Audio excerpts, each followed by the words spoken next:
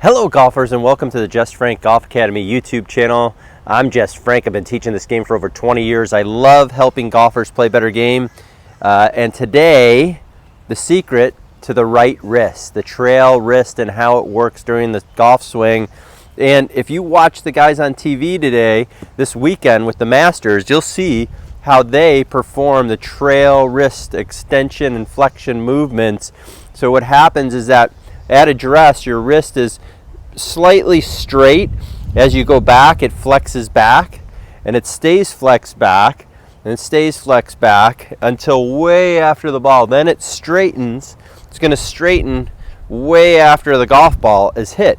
Most people who use the wrist incorrectly are doing it like they're flipping pancakes, okay? So they're using like a spatula, flipping burgers, flipping pancakes, and we don't want to do that. So what we're going to do is we're going to focus mainly on how the right wrist works and bends and gets to the top of the swing and sets you up in a good position.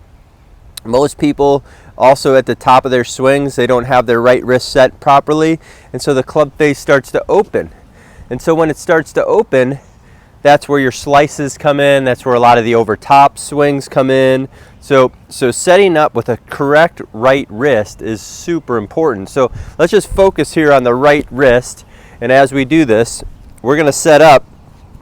You can see is that even if I have my left hand on, my right hand is slightly bent back. My left hand is also slightly cupped, but we're going to focus on the right. So now as we set into the ball here, what we're going to do is that the right wrist, as it goes back, is going to see, you can start to see it bending backwards, okay? Bending backwards, bending backwards, bending backwards, bending backwards, bending backwards, and it sets at the top almost like you're holding a tray at the top. You hear a lot of people out, like a waiter or waitress carrying a tray. So now you're set at the top, which is perfect here. Now as you come down and you start to move the weight so that you start to move forward here, you can see how the right wrist stays bent back, right wrist stays bent back, and you can also see how this affects the trail elbow. So it has a lot of positives here, okay? It keeps the trail elbow bent. So as soon as all those people who are looking at the casting motion and the space between their right arm and body as they come down and the early release, this is where you're going to get rid of the early release. So if I do it without a club, as I go back, right wrist bends back, right wrist bends back, all the way to the top. As I come down, right wrist stays bent back, bent back, bent back, bent back. So you'll see how I do this here is that as I'm coming down, the right arm now is in a phenomenal position, really loaded and lagged. So there's a lot of lag here as well. There's no throw. So the right wrist is staying bent back, bent back, bent back. Then it starts to go back down to the ball. And then from here, you can see is that the right wrist still stays bent back, okay, until way after. So now when my right arm is straight, my right wrist is still slightly bent back. So I never want this club to go across my body. You can see how that club head is slinging across my body. I see that all the time here at Deer Creek Golf Club when I'm giving lessons or watching people hit balls on the course or on the driving range, is that when they're down the line, what happens, that club shoots out low and around them because they're releasing the club, they're releasing their right wrist too early, and what happens is the club shoots kind of right around their belt buckle, too low of an exit, okay? So I'll do the down the line portion here now, and you'll see some really good things happen when you keep that right wrist bent back, okay? As I swing back, first of all, as I swing back, you'll see that the club face at the top is going to stay relatively closed to the shaft. So if I keep that right wrist bent back, that face is closed to the shaft at the top. If I extend it, you can see the difference. Open, closed. So the right wrist is bent back. So as I go back to the top, the right wrist is bent back. Now as I start to come down, the right wrist, what happens is that now the club really gets on a nice angle, and the club head now is behind my hands.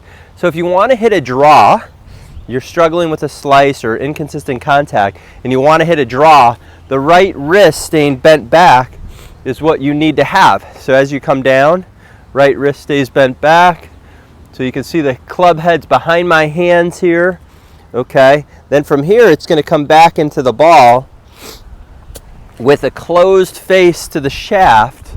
Okay, the face is closed to the shaft with a slightly in to out path, you know, hitting on the back side of the arc.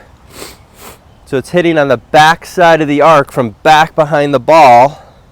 So as the club comes down, you can see now what happens as well. That produces the lag in the swing. That's producing the lag. So you can see my hands are forward now on my left leg. Okay, my weight's forward. I'm tilted. I'm extended. I'm into impact here.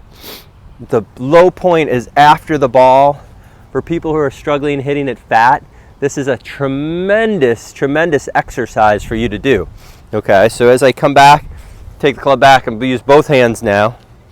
As I go to the top, now as I come down, you'll see the club head, first of all, the face is closed to the shaft, so that's in a draw position, not laid back. Most people lay the club face back, which opens the face, which hits the slice.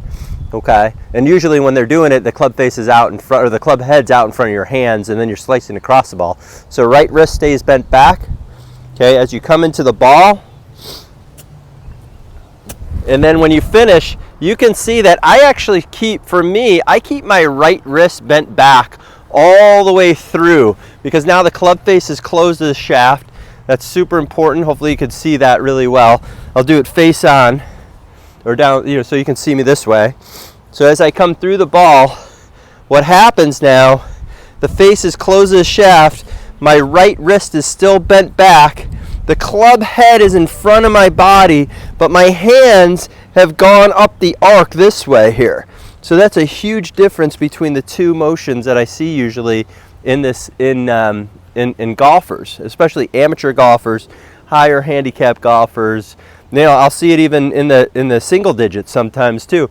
A little bit early release, inconsistent ball flight, not being able to control the curve with the better players. This is a big piece of how that works. So I'm going to go ahead and hit one here. You know, a great way to just practice this, you know, I'm a very, very big advocate of small swings. So if I'm just going to practice this here, I'm just going to take a little swing, and you can see when I come through, my right wrist is bent back. Okay, that I know that because the club head is still in front, or a little bit in front of my body, and the shaft, the butt end of the shaft, is on my left arm. So as I come through, you can see that this is a phenomenal position. My arms are squeezed together, my weight's forward, I'm on a tilt, my head's on a tilt. So many good things come from understanding and controlling the right wrist and how it works. So I'm just going to hit a little shot here for you. See? So I can just hit little chip shots out here. You know, nice little low ball flight, good compression, off the center of the face. So really, really important here. So we'll do that again. I mean, this just helps you with so many different things. This helps you with getting the weight on the left, moving the hips through, getting the arms through here. I mean, just so many good things, because, you know, most people are open face and then the arms come apart. That's what I see usually out here. That's the inconsistent contact. So again, nice little, 50-yard shot, but it's drawing. So the ball is definitely drawing because the face is closed to the shaft, the handle's ahead. Okay, the face is closed, and I'm working on this arc now. So you can see everything starts to happen really positively for what we're trying to accomplish. That's what we want. We want you to hit the ball solid, because that's the only way that you're going to enjoy this game, is for you to hit the ball more solid, more often, lower your scores. I've been seeing it throughout the all the YouTube videos I've been posting. You guys have been awesome posting your comments. I really appreciate it. But I'll go do one more here. Actually, let's bring it around, do a face on so you can see it face on. That would be very helpful for you. There we go. So we got a face on here so you can see this. Okay, so you can see how when I hit the shot, how my hands are going through. Right wrist staying bent back, not flicking, not early releasing. Okay, so we're going to keep the right wrist bent back. I'm going to hit a full shot on this one so we can see this here. And that's really solid. So definitely is going to be a big help for you. This is going to be something that you could work on for sure. Again, really appreciate everybody watching. Again, the secret to the right wrist, understanding how the right wrist does so many good things for you. And please subscribe and turn on your notifications. Also hit that like button, leave a comment. Again, thank you so much for watching. Appreciate all your support, and we'll see you again soon. Have a great day.